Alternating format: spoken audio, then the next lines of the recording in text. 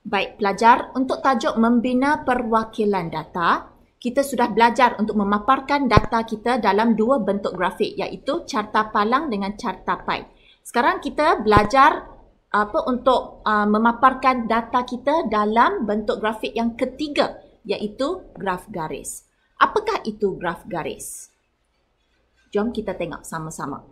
Graf garis ialah perwakilan data yang digunakan untuk memaparkan perubahan data dalam suatu tempoh masa. Datanya diwakili oleh titik-titik yang disambungkan dengan garis lurus. Mari kita tengok contoh 6. Jadual berikut menunjukkan suhu pesakit dalam suatu tempoh tertentu. Bina suatu graf garis untuk mewakili data tersebut dan berikan justifikasi kepada kesesuaian perwakilan data ini. So, untuk contoh 6, kita perlu bina satu graf garis. Lepas kita bina graf garis, kita kena tulis. Okay, sama ada graf garis ini sesuai atau tidak untuk mewakili data kita ni. Okay, boleh Jom kita cuba fahamkan jadual di bawah ini. Okay, di sini kita boleh nampak ada waktu AM dengan suhu darjah Celsius. Okay, jom kita cuba fahamkan. Pada pukul 1 AM, pada pukul 1 pagi, suhu adalah 37.8 darjah Celsius. So, ini suhu apa? Rujuk balik soalan. Dia kata ini adalah suhu pesakit. Maksudnya ini adalah suhu badan. Okay, so sekarang saya rasa dah boleh faham lah. Pada pukul 1, suhu badan pesakit ini adalah 37.8 darjah Celsius. Pada pukul 2, suhu badan pesakit ini adalah 37.9 darjah Celsius.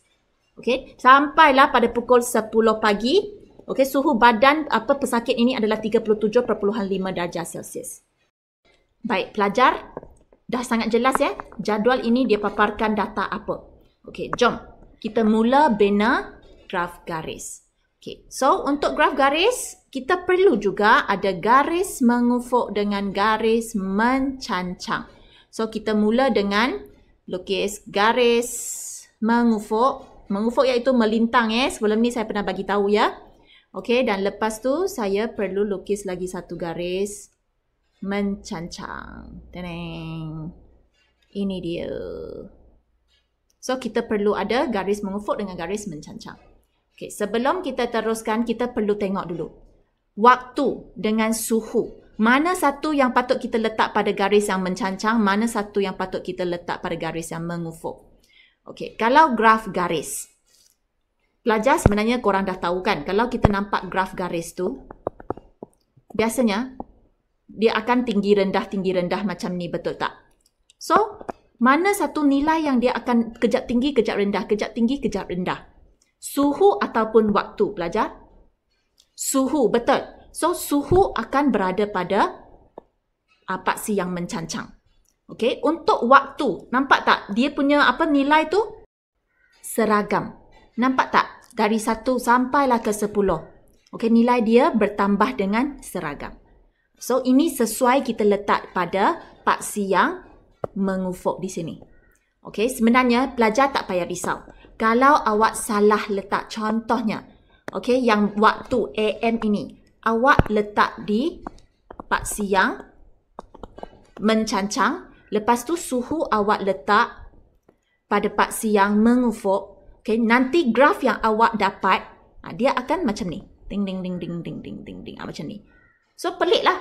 So, sebenarnya tak ada apa-apa. Kalau awak buat salah macam ni, awak padam balik. Lepas tu, awak terbalikkan je. Suhu letak pada paksi yang mencancang. Waktu awak letak pada paksi yang mengufuk. Just nanti bazirkan masa awak sebenarnya. Okay. So, ingat kalau untuk nilai yang dia akan berubah kejap tinggi, kejap rendah semua tu, semua kita akan letak pada paksi yang mencancang. Okay. Untuk graf garis Okay, so kita baca tip Bestari di sini sebenarnya sama macam apa yang cikgu terangkan tadi. Okay, pada graf garis, paksi mengufuk. Tengok di sini. Okay, biasanya mewakili tempoh masa, manakala paksi mencancang biasanya mewakili nilai kekerapan. Nilai kekerapan tu maksudnya bilangan. Okay, boleh ya pelajar? Okay, so sekarang kita dah tahu suhu kita akan letak pada paksi yang mencancang. So, saya catat dulu. Suhu darjah Celsius. Okay, so pada paksi yang mengufuk, waktu. AM. Okey, boleh Ini kita dah tahulah dia punya rangka macam ni. Okey, untuk graf garis kita. Sekarang, macam mana kita nak letak nilai pada paksi yang mencancang ini? Jom kita tengok sama-sama. Okey, so kita cari nilai suhu yang paling tinggi dulu. Okey, so untuk yang ini paling tinggi 38.4. Okey, lepas tu kita cari nilai yang paling rendah. Nilai yang paling rendah 37.5. Wow, kalau kita dah nampak di sini, okey, nilai yang paling tinggi dengan nilai yang paling rendah, beza mereka hanya 0.9. Tak sampai pun 1 darjah Celsius. Kalau kita punya graf garis, kita mula dengan 0. Lepas tu kita 1, 2, 3 nak sampai 37.5 baru kita ada titik yang pertama. Lepas tu titik yang paling tinggi pun 38.4. Jarak di antara titik yang paling sikit dengan titik yang nilainya paling tinggi, okey, tak sampai pun 1 darjah Celsius. So maksudnya graf garis kita akan di atas ini. Kalau kita mula dengan 0, 1, 2, 3, 4 macam tu, nampak tak? Bahagian di sini sangat kosong. So, buat apa kita nak buat graf garis yang macam ini? Okey. Oleh itu, graf garis kita tak boleh mula dengan 0, lepas tu 1, 2, 3 sampai 37.5 baru kita ada satu titik. So, apa yang patut kita buat? Kita wajib mula dengan 0. Kalau awak kata, cikgu, boleh tak kita tak nak mula dengan 0? Tak boleh. Wajib mesti mula dengan 0. Okay, tapi kita boleh buat sesuatu. Okey, pada paksi mencancang ini. Kita boleh buat satu simbol di sini. Okey, supaya nanti saya punya nilai yang paling rendah, mungkinlah 37.5 ini saya boleh mula di sini. Okey, so that nanti saya punya jadual, nanti saya punya graf garis, okey, tak akan hanya tumpu pada bahagian atas je. Bawah sini sangat ditinggalkan kosong. Okey, so macam mana, apa syarat dia? Okey, sini kita boleh lukis satu simbol yang macam zigzag. Dering, dering, dering. So, apa maksud simbol ini? Okey, simbol ini maksudnya, Okey, simbol ini apa maksudnya? Simbol ini maksudnya di sini ada nilai yang kita tak tertulis. Okey, maksudnya di zigzag ini sebenarnya ada banyak nilai lagi, tapi kita tak tulis. Okey, sebab kalau kita tak buat yang ini, macam tadi saya terangkan, graf garis kita semua akan tumpukan pada bahagian atas. Sini akan sangat kosong. Untuk elakkan, okey, keadaan ini berlaku, bahagian yang kosong ini kita semua kecilkan. Jadikan dia satu simbol ini. Boleh faham pelajar? So, nilai-nilai yang kosong di sini, semua ini sebenarnya terkandung dalam yang bentuk zigzag ini, dalam simbol zigzag ini. Okey, boleh faham ya? So that saya punya graf garis tak akan nampak bawah ni telopong je, kosong je. Okey, boleh faham ya pelajar? So, simbol ini ingat dalam buku teks pun ada sebenarnya. Jom kita penuhkan nilai yang ada pada paksi mencancang ini. Okey, so sekarang satu kotak ini kita perlu letak beza nilai mereka berapa. Okey, kita rujuk balik nilai yang di atas. Nilai yang paling rendah dengan nilai yang paling tinggi, beza mereka tak sampai pun 1 darjah Celsius. So, kita boleh letak je, okey, beza antara satu kotak itu adalah 0.1 darjah Celsius. Tak ada masalah. Okey, so 37.5, 37.6, 37.7. 37.8, 37.9. Saya tak tulis setiap satu kotak sebab nanti nampak semak. So kita boleh je selang satu kotak kita tulis nilai. Tak ada masalah pelajar. Lepas tu 38.1, 38.3 dan yang terakhir 38.5. Okay, kita semak dulu. Nilai yang paling rendah 37.5 ada. Nilai yang paling tinggi 38.4. Kita sampai 38.5. So, tak ada masalah. Okay, maka paksi mencancang saya dah lengkap.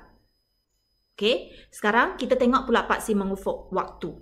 Dia ada berapa nilai? Ada 10 nilai. 1 hingga 10. Okay, so sekarang kita mula nak merancang dulu. Kalau kita nak letak setiap satu kotak ini 1 jam. 1, 2, 3, 4 sampailah 10. Boleh, tak ada masalah. Ataupun kalau kita nak letak 2 kotak mewakili 1 jam. 1, 2, 3, sampailah nanti 10. Pun tak ada masalah. So, apa bezanya? Okey, kalau kita letak 1 kotak untuk 1 jam ataupun 2 kotak untuk 1 jam. Kalau kita letak 1 kotak 1 jam, nanti nilai kita semua akan macam terkumpul pada satu tempat. Macam ni. Kita tengok apa bezanya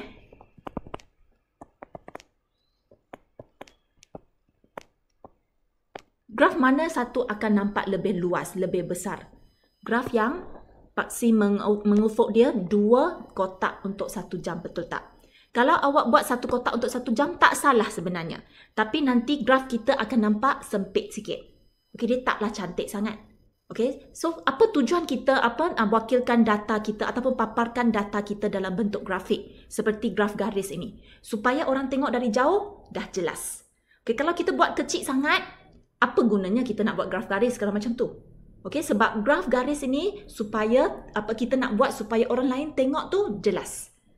Apa data yang kita nak paparkan tu dia sangat jelas. Mana satu paling tinggi, mana satu paling rendah. Okey, so kalau boleh elakkan yang sempit. Tak salah Okey, kalau awak buat kalau boleh elakkan. Kita cuba buat sebesar yang mungkin. Kalau kita dapat satu kertas A4, graf garis yang kita lukis tu janganlah. Okey, lukis kecil sangat. Okey, contoh di sini. Saya tunjuk sebelum saya lupa. Katakan sekarang saya bagi awak satu kertas A4. Okey, saya suruh awak lukis graf garis. Ini satu kertas A4. Saya suruh awak lukis graf garis. So, kalau awak guna ruang yang sempit, graf garis kamu macam ni. Kalau saya bagi awak satu kertas A4, tapi awak buat graf garis dengan mengguna ruang yang secukupnya untuk satu keping kertas A4 ini. Mana satu graf yang lebih cantik, lebih baik? Mestilah yang kita guna ruang sepenuhnya. Betul tak? Okey. So kalau kita bagi awak satu graf kita bagi awak satu kertas A4 yang sebesar ini tapi awak buat graf sekecil yang ni. Macam kelakar lah kan? Okey, kalau boleh seboleh-bolehnya kita guna maksimumkan penggunaan ruang. Kertas A4 sebesar ini, so awak cubalah buat sebesar yang mungkin. Okey, boleh pelajar? Minta maaf, jauh sangat tapi saya nak terangkan. Mungkin ramai akan tertanya-tanya. Kenapa kita perlu lukis besar sikit? Okey, so untuk yang ini saya rasa sesuai untuk guna 2 kotak sebagai 1 jam. 2, 3, 4, 5. Mungkin akan tertanya. Mungkin ada yang akan tanyalah, cikgu boleh tak saya guna 3 kotak sebagai 1 jam? Lagi besar kan? Boleh, tak ada masalah. Kalau buku awak cukup ruang. Kalau tak cukup, jangan. Okey, boleh So kita pilih yang sedang-sedang je lah. Ini sampai 7 je. So saya panjangkan. Cukup tak? 8, 9 ayat tak cukup.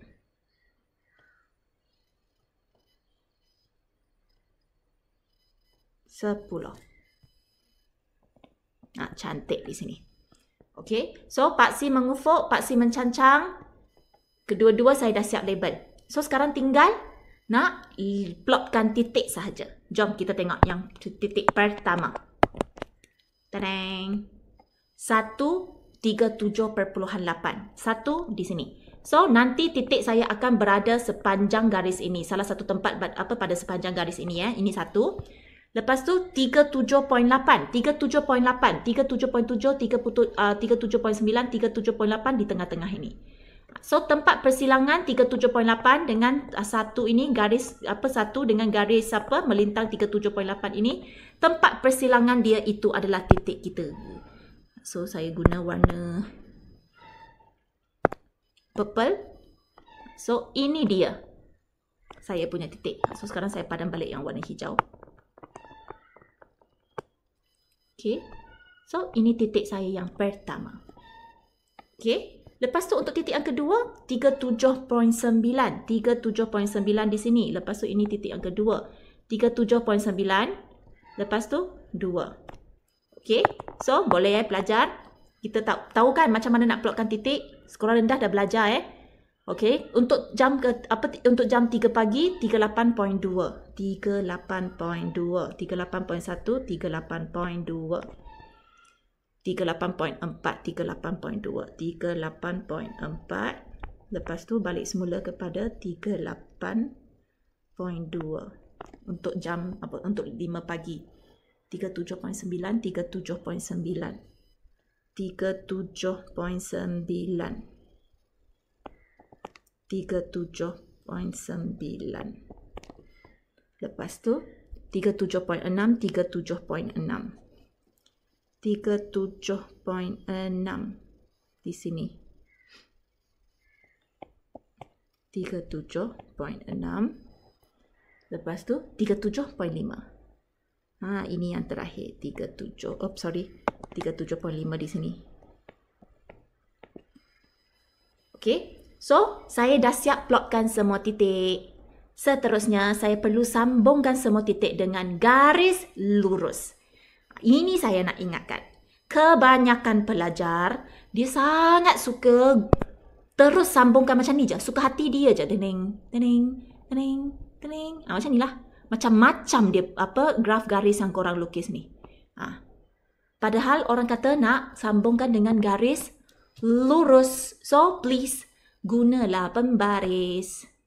Awak guna pembaris, sambungkan semua ni. Saya guna tebal sikit. Tadang.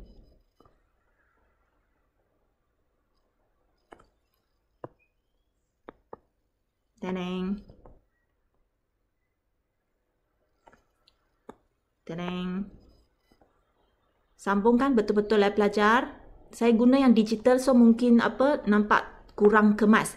Tapi korang kan guna pensel dengan pen kat buku latihan korang kan. So saya harap dapat lukis dengan cantik kemas sepatutnya lebih kemas daripada yang cikgu punya. Seelok-eloknya awak lukis graf menggunakan pensel. Jangan nanti awak guna pen, lepas tu guna liquid paper, lepas tu susah saya nak menanda.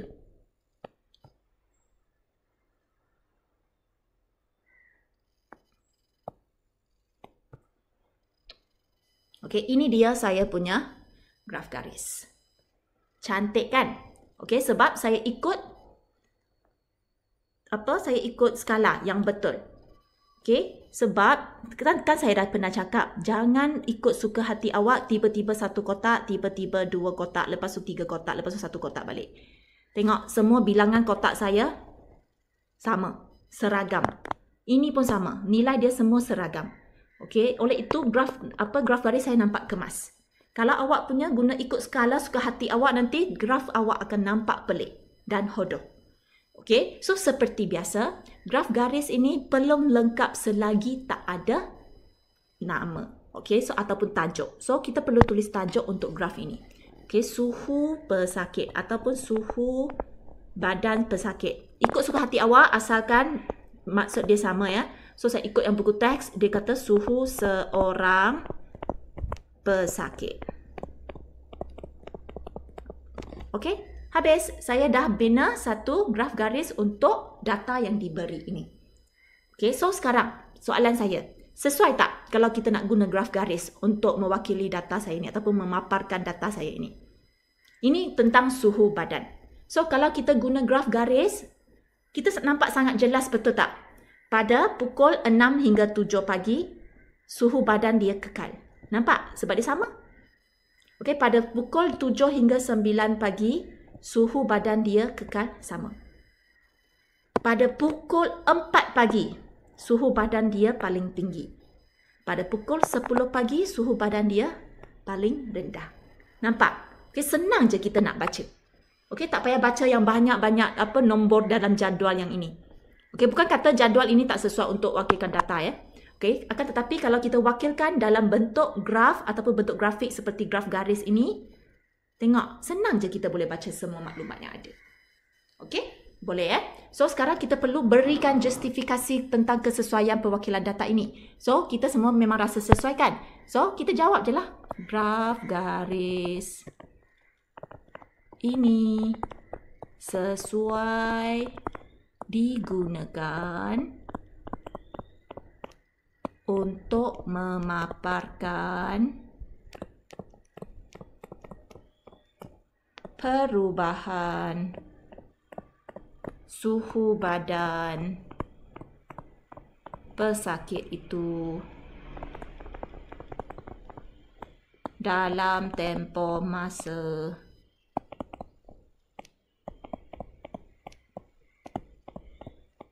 1 jam. Settle. Boleh Okey, sebenarnya untuk data yang ada menunjukkan perubahan sebenarnya, especially contohnya macam suhu badan ini, okey, sesuai kita guna graf garis. Boleh saya harap kamu semua jelas dengan cara untuk membina graf garis.